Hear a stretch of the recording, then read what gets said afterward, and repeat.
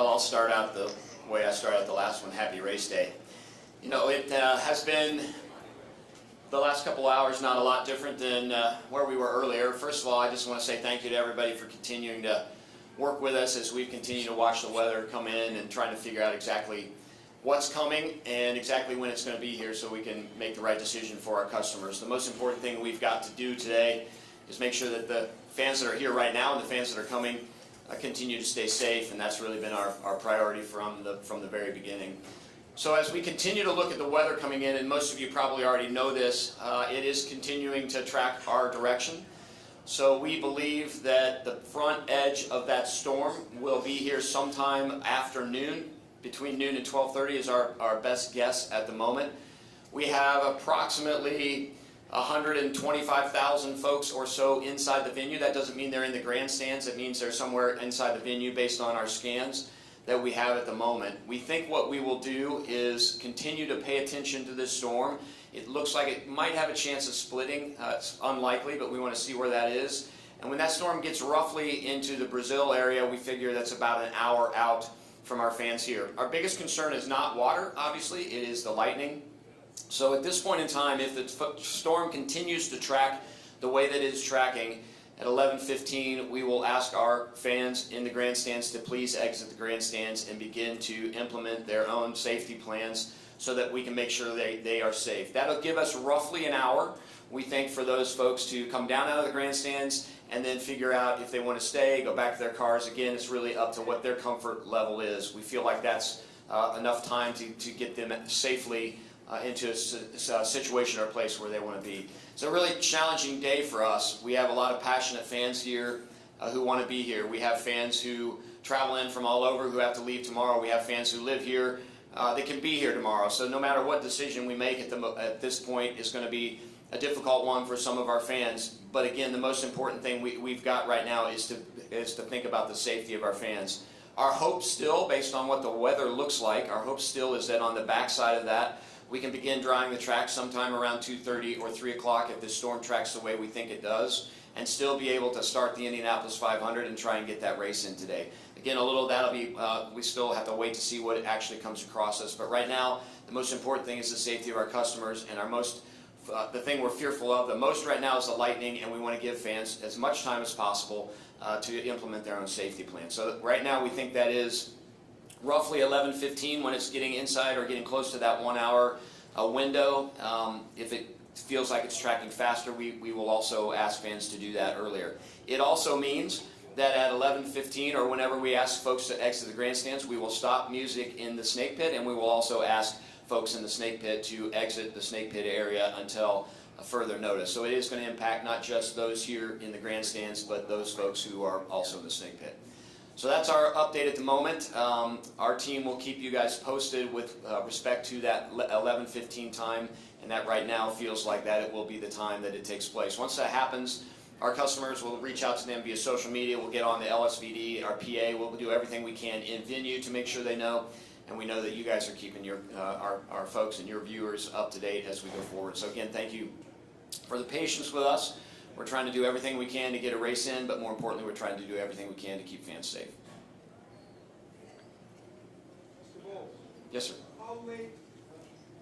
How late would you start the race, and would you start the race with the premise of we get 101 laps in, or are you still looking at the 500 miles? Honestly, I don't think we've talked about that other than that we know sunset is at 9 o'clock. Ideally, you'd like to start the race with the idea that you can get 500 miles in, but right now we're just completely focused on let's make sure that our fans and our customers are safe. We'll worry about the racing component of it after the lightning gets through here. Yep. Doug, you mentioned that lightning. If fans do leave the stands, what's that re-entry policy Great look question. like? Thank you. For those of you that have been around here a while, you know that historically, that once you come in, we do not do pass outs. Our entire gate team and ticketing team at this point in time knows that if fans want to go back to their cars or leave the venue, they will be allowed back in. So they don't have to worry about that. They can come back in. Doug, right here. In fact, if somebody feels more comfortable going back to their car, or they want to go back to their hotel, or whatever they want to do, we're encouraging them to do that if that's part of their safety plan. We'll make sure they can get back in. Doug, at 11:15, will all of the pre-race Everything festivities will stop as well? Yes, sir. Sorry to interrupt you. I knew where you were going. Absolutely. We have to pretty much stop everything on track, or as a fan, you're going to want to sit there and watch that. So the moment we decide that it's time to make sure our fans are safe, we're going to have to stop everything on track in terms of the entertainment. Where we will be, obviously, when we get ready for the 500, there will be some elements that are super critical to pre-race. Pre-race is my favorite time of the year. The 90 seconds back home again in Indiana is absolutely my favorite time of the year. So what we will do is we will begin to look at when do we think we'll go green, and we'll back time that so fans won't miss those important military elements, national anthem, back home again in Indiana, the flyover, assuming the weather works. So we will absolutely make sure that's part of the pre-race as we lead up to the actual start of the race. Doug, just to clarify, so at that 11:15 time, people don't have to leave the venue, but you're asking them to snake pit in the grandstands, right? Correct. We will ask them to leave the grandstands and leave the snake pit, and they do not have to leave the venue. Again, what they need to do is implement whatever plan they feel safest. And some folks will absolutely want to leave because I think they'll feel safer doing that than staying here. Doug, where are some of the safest places for people to go here in the facility? I mean, obviously there's a lot of open space, so.